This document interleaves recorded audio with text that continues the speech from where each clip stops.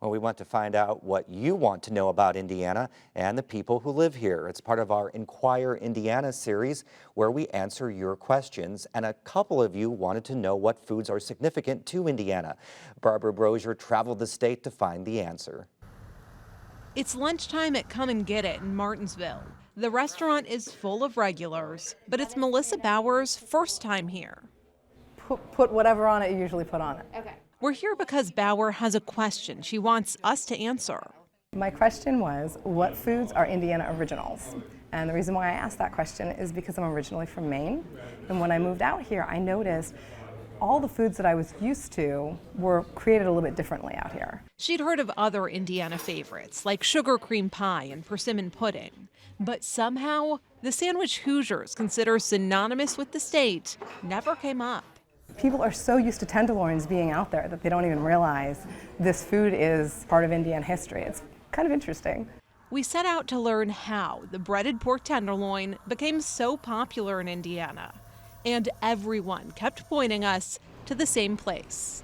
There was a German immigrant in 1908 that had a local food cart that he started selling his version of a new recipe similar to the Wiener Schnitzel, but is now known as the pork tenderloin sandwich. That man was Nick Feinstein, a Huntington entrepreneur who opened Nick's Kitchen.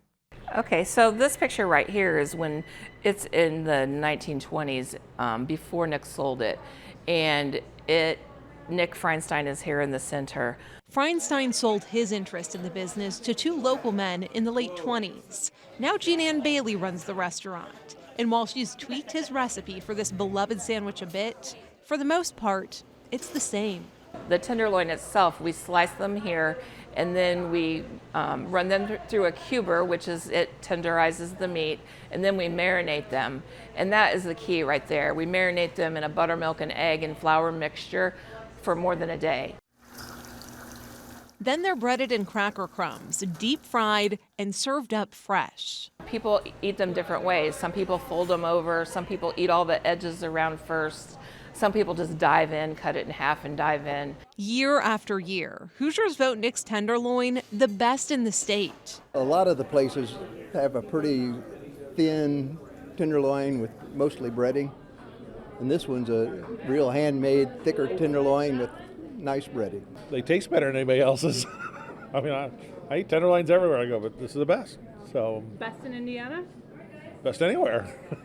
While this is often referred to as the birthplace of Indiana's tenderloin, you can find the sandwich just about anywhere in Indiana. It's a butterflied pork loin fillet that we have cut by a local butcher, and then we bread them and fry them here. It's what keeps the loyal lunch crowd coming back to this Sunoco station in Crawfordsville.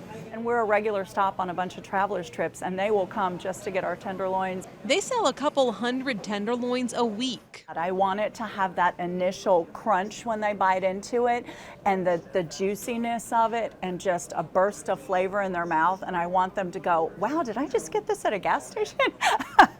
This is my breading for my tenderloin. Even the state's only Indonesian restaurant offers a tenderloin. 4 different kinds, in fact. I want them to try that the meat actually is not just the breading, but you can do everything with your tenderloin, with your meat. It all started after a friend of the owners invited her to participate in an annual tenderloin throwdown. And I said, what's that tenderloin? She won in half the categories and took home all but one award the next year. It seems every place has its own take on the Hoosier Classic. Some like it pounded thin, others thick and juicy. Okay, here we go, tenderloin. Hand-cut pork loin, grilled with our special seasoning or lightly breaded and cooked to perfection. Well, if you describe it that way, I need to order one. Bauer wasn't sure how she prefers her pork, because even after living in Indiana for 13 years, she'd never tasted a tenderloin.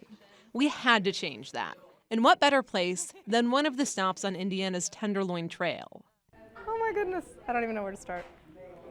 Okay.